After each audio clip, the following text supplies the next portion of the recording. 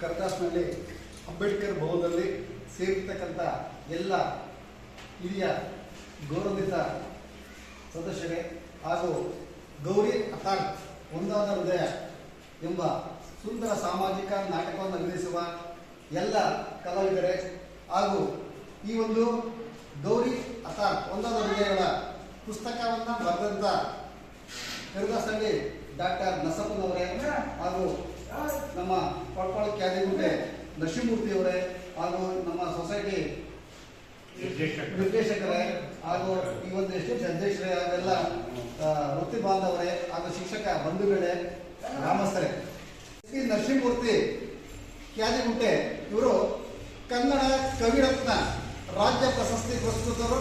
ಇವರು 1986ರಲ್ಲಿ ತುಮಕೂರು ಸರ್ಕಾರಿ ಕಲಾ ಕಾಲೇಜಿನಲ್ಲಿ ಪದವಿ ಮುಗಿಸಿ ಸರ್ಕಾರಿ ನೌಕರಿ ಸಿಗದೆ ಎತ್ತವರ ಮತ್ತು ಒಡ ಹುಟ್ಟಿದವರ ಕೊಡು ಬಡತನದ ಕರಿನೆರಳನ್ನು ಹತ್ತಿರದಿಂದ ಅನುಭವಿಸಿ ಸಮಾಜದಲ್ಲಿ ನೆನಪುಳಿಯುವಂತಹ ಕೆಲಸ ಮಾಡಬೇಕೆಂಬ ಹಂಬಲದಿಂದ ರಂಗಭೂಮಿಯ ಕಡೆಗೆ ಕಣ್ಣಾಯಿಸಿ ನಾಟಕ ಸಾಹಿತ್ಯ ರಚನೆಯಲ್ಲಿ ತೊಡಗಿಸಿಕೊಂಡರು. ಇವರು ಕಲ್ಪನೆಯಲ್ಲಿ ನಾಟಕ ರಚಿಸಿದರು. ನಿಜ ಜೀವನಕ್ಕೆ ಹತ್ತಿರವಾಗುವಂತ ಕನ್ನಡ ನಾಡು ನುಡಿ ಕಲೆ ಪರಂಪರೆಗೆ ಪಣ ತೊಟ್ಟು ಕನ್ನಡ ಬೀಜ ಬಿತ್ತುವ ಕೆಲಸ ಮಾಡಿದ ಸಹೃದಯವಂತರು.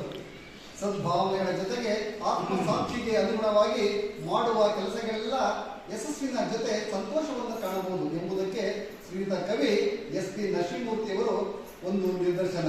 ನಾ ಕಂಡಂತೆ ಸರಳ ಸಜ್ಜನಿಕೆಯ ಮೃದು ಸ್ವಭಾವದ ವ್ಯಕ್ತಿ, ಸ್ವಾವಲಂಬಿಯಾಗಿ ಬಡತನದ ಕವಿ ನೆರಳಿನಲ್ಲಿ ಛಲ ಬಿಡದೆ 35 ವರ್ಷಗಳ ಕಾಲ ಸಕ್ರಿಯವಾಗಿ ಸಾಧನೆಯ ಪ್ರತಿಫಲದಿಂದ 13 ಕೃತಿಗಳನ್ನು ರಚಿಸಿ 100 ಹಳ್ಳಿಗಳಲ್ಲಿ ರಂಗಭೂಮಿಯ ನಿರ್ದೇಶಕರಾಗಿ ನಾಟಕದ ಮುಖೇನ ಸಮಾಜದ ಅಂಕುಡೊಂಕುಗಳನ್ನು ತಿದ್ದುವಲ್ಲಿ ಯಶಸ್ವಿಯಾಗಿದ್ದಾರೆ. ಕನ್ನಡದ ನೆಲದಲ್ಲಿ ಪ್ರತಿ ವರ್ಷ 100 ನಾಟಕಕಾರರು ತಮ್ಮ ಆಶಯಕ್ಕನುಗುಣವಾಗಿ ನಾಟಕ ಕೃತಿ ರಚಿಸಿ ಪುಸ್ತಕವನ್ನು ಪ್ರಕಟಿಸುತ್ತಿದ್ದಾರೆ. ಈ ನಿಟ್ಟಿನಲ್ಲಿ ಚಿತ್ರದುರ್ಗ ಜಿಲ್ಲೆ ಚಳ್ಳಕೆರೆ ತಾಲೂಕು ಕ್ಯಾದಿಗುಂಟೆ ಎಸ್ ಪಿ ನರಸಿಂಹಮೂರ್ತಿಯವರ ಚೊಚ್ಚಲ ನಾಟಕ ಕೃತಿ ಗ್ರಾಮೀಣ ಪ್ರತಿಭಾವಂತರಲ್ಲೂ ಇವರು ಒಬ್ಬರಾಗಿದ್ದಾರೆ. ಕಾಲಚಕ್ರ ಎಂಬ ನಾಟಕದ ಹೆಸರು ಹೇಳುವಂತೆ ಹಣವಿರುವ ಹುಚ್ಚು ಮನಸ್ಸಿನ ಮೋಸದ ಮಾತಿಗೆ ಮರುಳಾಗಿ ಆಸರೆ ಇಲ್ಲದ ಬಡ ಹೆಣ್ಣು ಸೀತಾ ಧರ್ಮೇಂದ್ರನ ಪ್ರೀತಿಯ ಸ್ಪರ್ಶದಿಂದ ಗರ್ಭಿಣಿಯಾಗ್ತಾಳೆ. ಈ ವಿಷಯಕ್ಕೆ ಒಪ್ಪದ ಧರ್ಮೇಂದ್ರ ಷರತ್ತು ಬದ್ಧದಿಂದ ಮಾಂಗಲ್ಯ ಕಟ್ಟಿ ಕಾಲಕ್ರಮೇಣ ದೂರವಾಗ್ತಾನೆ. ಸೀತಾ ಆಸ್ಪತ್ರೆಯಲ್ಲಿ ಗಂಡು ಮಗುವಿಗೆ ಜನ್ಮ ನೀಡಿ ಮಗುವನ್ನು ಬಿಟ್ಟು ದೂರವಾಗ್ತಾಳೆ. ಕೊನೆ ಹಂತದಲ್ಲಿ ತನ್ನ ತಪ್ಪಿನ ಹರಿವನ್ನು ಅರ್ಥ ಮಾಡಿಕೊಂಡ ಧರ್ಮೇಂದ್ರ ಮರಳಿಗೂಡಿಗೆ ಸೇರುತ್ತಾನೆ. ಕಾಲಚಕ್ರ ನಾಟಕದಲ್ಲಿ ಬರುವ ಎಲ್ಲ ಪಾತ್ರಧಾರಿಗಳಿಗೂ ಕವಿ ಸಂಭಾಷಣೆಯ ಮೂಲಕ ಜೀವ ತುಂಬಿರುವುದು ಸಂತೋಷಿಸುವ ವಿಷಯ. ಕಾಲಚಕ್ರ ಕೃತಿ ಆಶಯದಂತೆ ನಾಳೆ ಸುಂದರ ಸಮಾಜ ಕಟ್ಟುವ ಎಸ್ ಪಿ ನರಸಿಂಹಮೂರ್ತಿಯವರು ಕನಸು ನನಸಾಗುವುದರ ಜೊತೆಗೆ ಘನ ಸರ್ಕಾರ ಇವರ ಸೇವೆಯನ್ನು ಗುರುತಿಸಿ ಜಿಲ್ಲಾ ಮತ್ತು ರಾಜ್ಯ ಪ್ರಶಸ್ತಿಯನ್ನು ನೀಡುವುದರ ಮುಖೇನ ಮುಂದಿನ ಸಾಹಿತ್ಯ ಪಯಣದಲ್ಲಿ ಇನ್ನೂ ಹೆಚ್ಚು ದಿಟ್ಟತನ ಸ್ಪಷ್ಟ ಹೆಜ್ಜೆ ಗುರುತುಗಳು ಮೂಡಿ ಬರಲಿ ಅಂತ ಹೇಳ್ತಾ ಈ ಪುಸ್ತಕದ ಬಿಡುಗಡೆ ಮಾಡಲಿಕ್ಕೆ ತುಂಬಾ ಸಂತೋಷ ಆಗಿದೆ.